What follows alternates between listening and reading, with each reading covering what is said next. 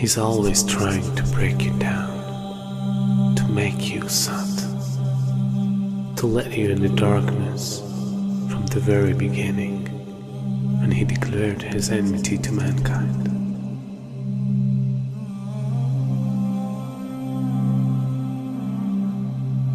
And throughout the history, he caused evil and destruction between every nation.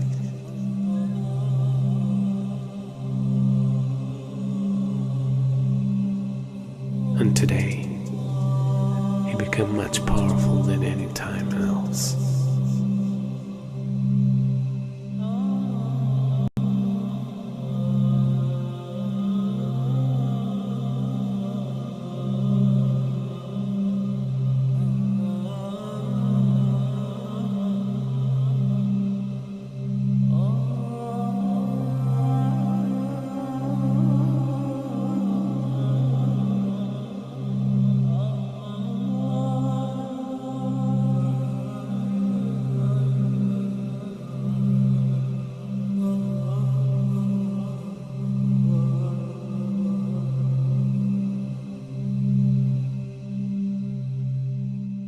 A new world order, a world where the rule of law, not the law of the jungle, governs the conduct of nations. When we are successful, and we will be, we have a real chance at this new world order, an order in which a credible United Nations can use its peacekeeping role to fulfill the promise and vision of the UN's founders. We begin to see the climax of a major change in society, the climax of a new world order. And we begin to see a type of integration between information technology and trade. We begin to see the economy, politics, culture, and ideology being transported simultaneously from nation to nation. And with this technology, with the ability to transport ideas, the very value systems of people, the way that they eat, what they enjoy to do, how they enjoy recreation, their racial concepts, their culture, their ideology being transported all around the world, a type of globalization. And with this boom in the information technology, and with this major event that takes place, now it comes to a culmination and it starts to reach a high point. And so the innocent people, we look at this and we say, what is going on? What is happening to the world that had so many different varying views, different nations, different ways of approaching things that can complement each other? Now we see politics is stripped of real power, that the economy governs all social exchange. We see that the states serve the financial power structures, that the real power is no longer in the hands of the generals, but the real power now switching to the hands of the people who run the economy, to the banking systems. And then we see that politicians play the role of public relations officers only to control the masses, either by lulling them to sleep or by terrorizing them. And then we see that the masses of the people become helplessly preoccupied. Their lives are now bombarded with a series of cultural events. And these cultural events start to become the most important things in their lives. The World Cup, the Major League Series, the rugby, the cricket, the hockey, the tennis. Whatever the sport may be, we see whole nations coming behind sports. And the national heroes become sporting people. Even in Saudi Arabia, even in our own Muslim countries, the national heroes are now the soccer players. Who kicks the little ball inside of a net? He becomes the hero of the nation when people are dying on the ground.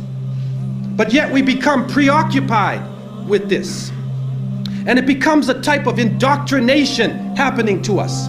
And with the use of powerful music playing on our emotions, with videos now being taken to the furthest extremes in the planet, people's thinking processes are changing.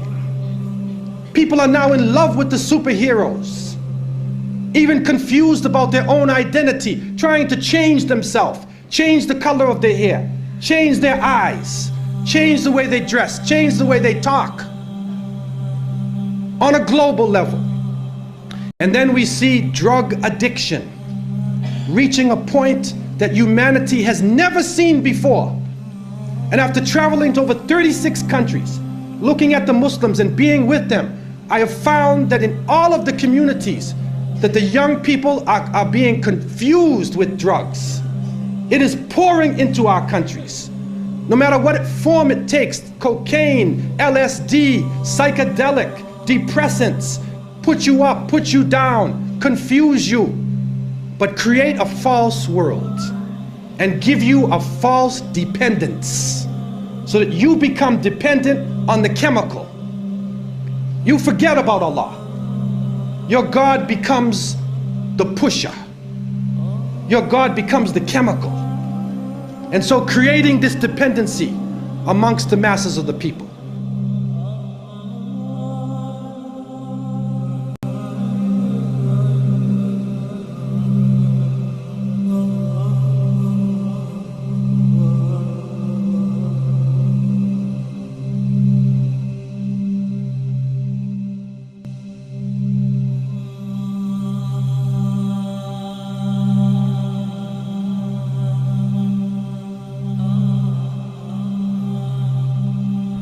This is a dollar bill, which is the now devalued dollar bill. And on the back of the dollar bill, there's a seal on this side. It's called the Great Seal of the United States. That's what it's called. It's their seal. Now behind the seal, this is actually what is behind the Great Seal of the United States, is a pyramid with one eye. Now the one eye is the sun god Re, which is where we get the word rays, sun rays. It is the sun god, same Mithraic character, and he shows up again and again. This is the Masonic god of the Re. 13 5-pointed stars, and when you draw lines between them, you'll draw a 6-pointed star. If the hexagonal star is lifted out and placed over the image of the pyramid, its points indicate specific letters in the Latin inscription surrounding it, which are thought to be an anagram. Inside the American dictionary is the word anagram, which is the intentional scrambling of the letters of a word to conceal the real word. So if you re-scramble, you get Masons. This is how we know that the Masons originated the drawings for the Great Seal of the United States. This search for concealed meanings in the iconography is not confined to the imagery alone. It is claimed that the number 13, the most ominous number in Western tradition, is hidden throughout the symbols on the $1 bill. They point out the repetition of the symbolic number 13. There are 13 leaves on the olive branch in the eagle's right claw, 13 arrows in the left claw, 13 stars above the eagle's head, and 13 bars and stripes on the shield. Count the feathers. You'll notice that there are 32 feathers on the bird's left wing and 33 on his right wing.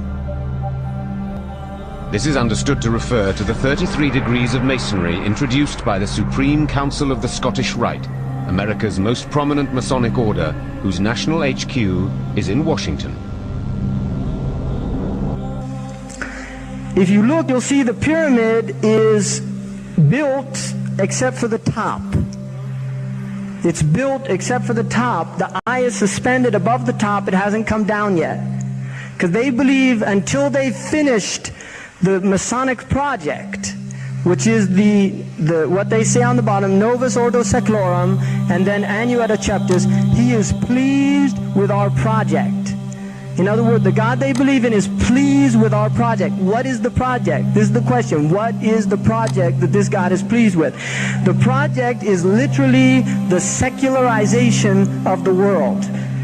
To completely strip the world from religious beliefs. This is the project, and that is why it is called Novus Ordo Seclorum, a new secular or worldly order.